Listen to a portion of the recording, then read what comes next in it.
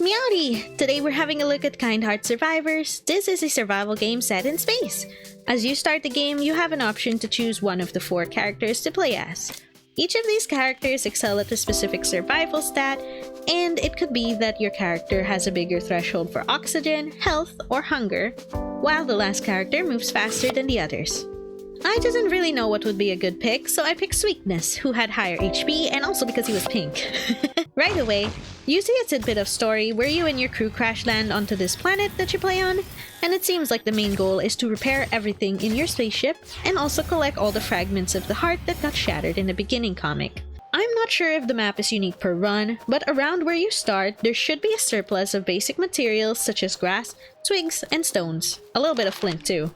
It should be more than enough to get your first repairs in the spaceship. The Steam achievements pop usually with each repair and milestone that you reach, which makes it pretty easy to rack up. So while you're exploring, a few things I notice is that your oxygen will gradually decrease outside the spaceship. There are some items like a blue mushroom or a blue flower thing that recovers oxygen outside, as well as some oxygen tanks you may randomly find in the wild. As in any survival game, your character also gets hungrier over time, and while there's a lot of food around to be scavenged, cooked food recovers your hunger a lot better.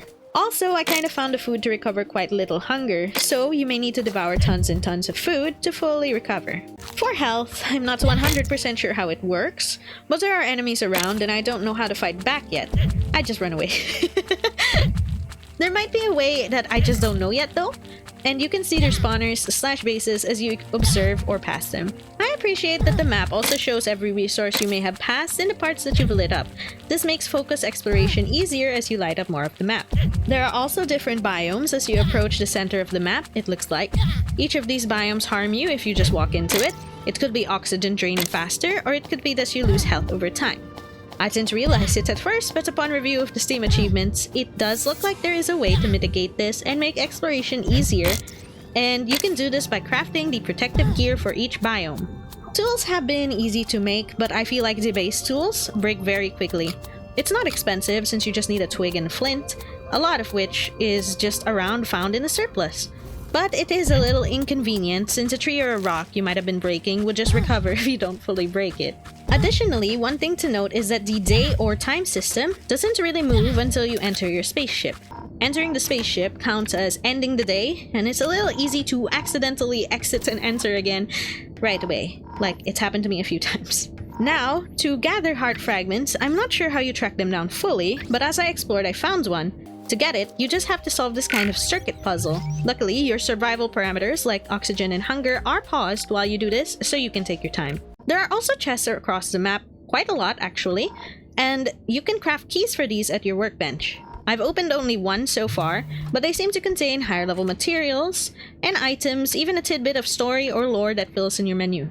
Nowhere do I see the other characters that you could have selected, and I feel like this leaves room for a possible multiplayer, where you could play together with the rest of the crew. Maybe. I generally enjoy these kinds of survival games more with friends, and I think it would be cool to share the experience. Overall, it's been pretty solid so far, save for a little jank with the controls, specifically the exit into enter loop of the spaceship, which seems to be that there's a cooldown for like, if you enter the spaceship, you can't exit right away, but if you exit, you can enter right away, and yeah, it got me a lot, because I have a tendency to press spacebar too much. This is an indie game made by a small team of developers, and all things considered, it was quite nice to explore and just not worry too much. If you found Kind Heart Survivors interesting, feel free to have a look on Steam, as it's already launched last November. Thank you and see you next time, bye bye!